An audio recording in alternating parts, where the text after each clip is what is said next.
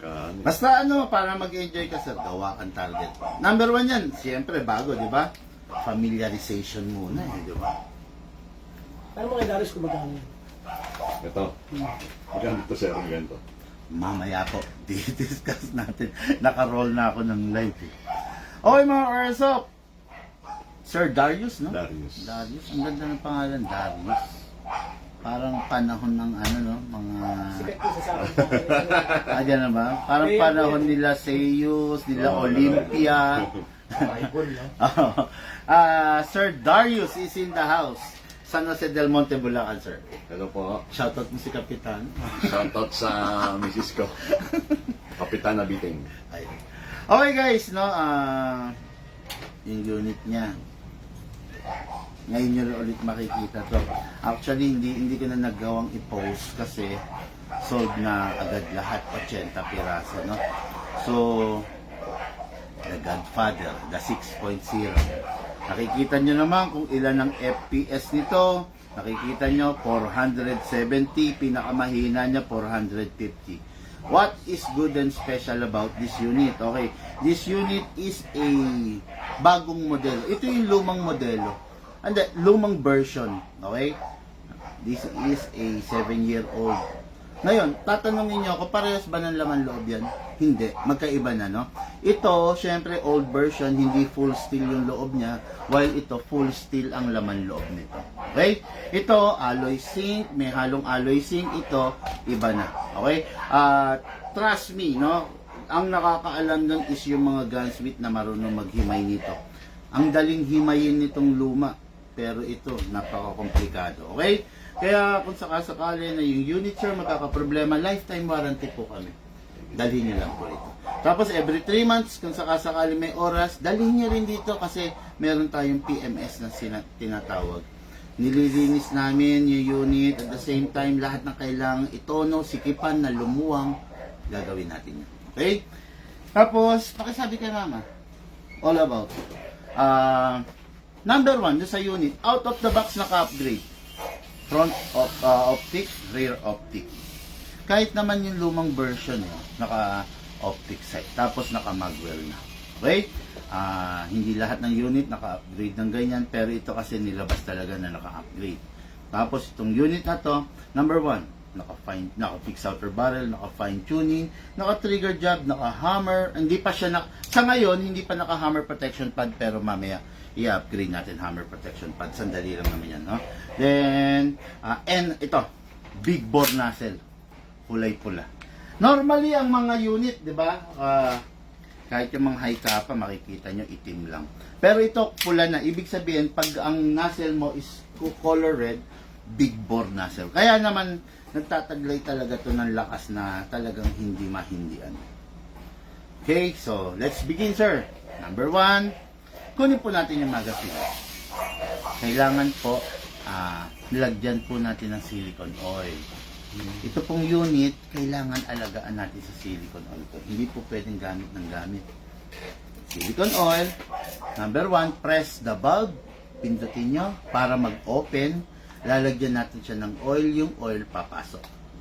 Pag hindi natin siya pinindot, hindi siya open. Yung oil na ilalagay natin dito, tutulo lang. Kaya kailangan pindutin, then spray. Yan. Pansin nyo po, pumapasok po yun. Number 2, dito po sa ilalim, sa inlet valve. Ito naman po, dito po papasok yung hangin. Spray. Okay na yan, sir. Ganun lang. 1, 2. Ngayon, dako tayo sa unit. Sa unit, normally, ganyan ang itsura, sir, di ba? Kasa natin. I-lock manually. Okay, spray po tayo dito para hindi mapudpud, maubos to. Spray. Then, spray po tayo dito sa color red.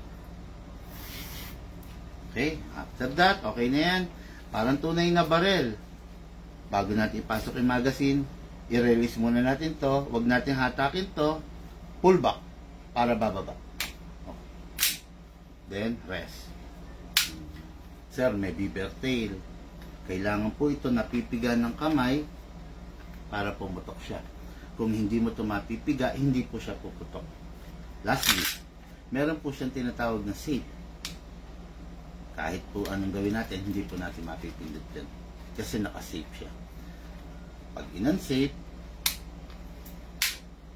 yan. Okay? Basta, tatandaan nyo lang, sir, every time na itong hammer naka-engage, ready to fire. Kaya, always aware tayo. Basta nakababa, huwag kang, lalong-lalo na pag nakababa, huwag kang hawak sa gatilyo. Okay? So, gas tayo, no? Hindi ba inayos yung gas ko? Ang lamig.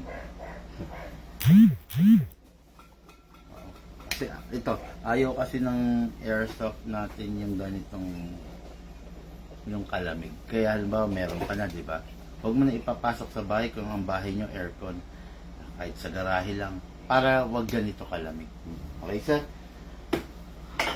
Ay, lamig ng mga gas ko, grabe. Anyway, sige, magagas tayo, sir. Sa paggagas, sir, always patao. Upside down, then press down. 1, 2. 2 seconds lang, sir, kasi upgraded po yung unit. Yung 2 seconds na yon, kaya niya mag-fire ng 50, 60, or minsan nagsa 70 rounds. Depende sa panahon. Kung malamig na ganito, mas kaunti. Kung nandun ka sa labas, sa ilalim ng araw, mas madami, mas malakas. Okay? Mas madami. Yes, sir. Ang airsoft talaga, mas gusto niya outdoor. So, sir, lagyan natin ng bala. Hatakin natin ito pababa. Iwasan mo mabitawan kasi baka mabasag to. Para safety ka, hatak. Then, put your other thumb here. All the way, hatak. Then, hold it tight. Kailangan magbibitawan. Delikado yan. Dito lalagyan ng bala, sir. Itong part na maluwang. Maluwag din Apo. papasok. Wag po dito, dito po. Kung wala kang reloader, isa-isa mong ilalagay. 27 yan, tagal mo. Pero kung may reloader ka, mas madali, pinapump lang. Okay? Tapos, sir, napansin mo to, sir, may bungi. Kalugin mo sideways para umalign. Mas maganda, sir, pag walang bungi para solid yung bala mo. At the same time, walang misfeeding na magaganap. Okay? Ngayon, video, pasok. Yung magazine sa unit, malakas. Hindi po pwedeng itutulak kasi hindi po maglalakyan. Okay? Malakas. Kasa. Ready to fire. Bibigay ko sa iyo unit, sir, naka-safe. Ikaw na bahala mag-unsafe, then fire. Okay? Firing, sir. Ang laki ni sir. Bumagay yung unit. Natangkad siya. Unsafe. Yes, sir, unsafe. Then firing, sir.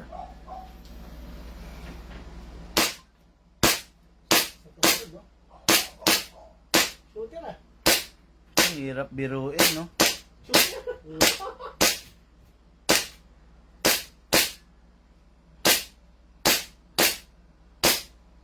Napansin mo, sir, mapalag, no? Yung recoil, no? Yun yung sinasabi ko sa'yo. Ang hirap i-gamitin yan pang practical shooting. Kasi nga, masyado mapalag. Pero, masarap naman, enjoy ka. Dahil para siyang tunay. Di ba? Pumasok dito. Tumahan din mga unang bitaw. Ay, yung mga ulam. Nakikita ko, Ayun nga, malapit. dumadami niya, mapasok na dito. Pwede. Okay. Okay, guys, no? Yung mga nag-aalap na malakas dyan, ito na. Nandito na. Actually, from 80 pieces, meron na lang tayong hawak na 25 pieces. 24 na lang, nabenta na isa, no? Next thing, ay, si ano pa, mayor pa pala. 12 piraso na lang, mga 10 na lang matitira. Sorry. Okay, release the magazine, then release the slide. Ay, God. Nag-open slide, sir, kasi wala na po siyang bala. Parang tunay. Next thing to do, palagi, unahin magazine. Release, then ito, wag natin ito ibababa, ha? Release natin, pull back. Pull back. Then, rest. Puro pull back. Yes, ayan, pwede na yan. Masasali ka rin pag, Okay? para Kasi naka-rest na. Pero, kung ganito nangyari, tapos bumaba to, i-rest mo to, naandyan yung magazine, delikado yun. Halimbawa, may naiwang bala, tapos nakatutok kung san-san, delikado yun. Kaya always, magazine first. Release, pull back, Pull back. then rest. Para wala ng bali loob. Pwede mo nang ipasok. Okay. O sige. gusto mo lagi siyang nakahanda, lagyan mo lang ng konting bala, 10. Then, pasok mo lang. Tapos na. Kailangan mo siya. Ganun. Nagkakaintindihan na kami ni Sir. Hindi ko pwede sabihin dito. Okay, tapos yung unit is lifetime warranty. Pag nagka-problema, dalhin lang po sa amin. Tapos, sir, during the gun ban, hanggat maaari, kung pwedeng pag-ibiyahe, pag may gun ban. Okay? Toys siya. Ang nakakasakop sa kanya, ang category niya is gadgets and toys. Pero dahil high-end replica siya ng tunay, lahat na makakakita pwedeng pagkamalan eh. Pwedeng pagkamalan. So, medyo matatakot, maiilang sila, di ba? Yun ang ano kasi. Ngayon, iwasan na lang natin. Huwag nating ibibit-bitin ng wala sa bag. Hanggang maaari nasa bag. Hindi pwedeng isukbit, hindi pwedeng ilagay sa dashboard ng sasakyan or sa GB box ng motor. Naka-gun bag, saka natin bitbitin or ilagay sa consignment. Hanggat yung unit nakabag, protektado ka ng batas. Pag yung unit, binunot mo, kalaban mo na yung batas. Okay? Pero sir, kung naglalaro ka sa garahe mo, sa bakuran mo, sa property line mo, or dun sa venue na maayos naman, walang problema yun. Huwag ka lang maglalaro sa basketball court, sa, di ba? Sa mga public. Yun lang naman sir. Okay guys, The Godfather 6.0. Hindi ko na na-FPS, hindi ko na na-crono, malamig na kasi sa shop eh, no? So, 460, 470 FPS. Okay? Guys, thank you and have a blessed day. Lahat po tayo nagmula sa iba't ibang larangan. Pinagbuklod, pinag-isa ng iisang libangan. Yun po ang paglalaro ng Airsoft, patid po sa inyo ng inyong lingkod, Big Man. Sir Darius! Sir, thank you po. Thank you.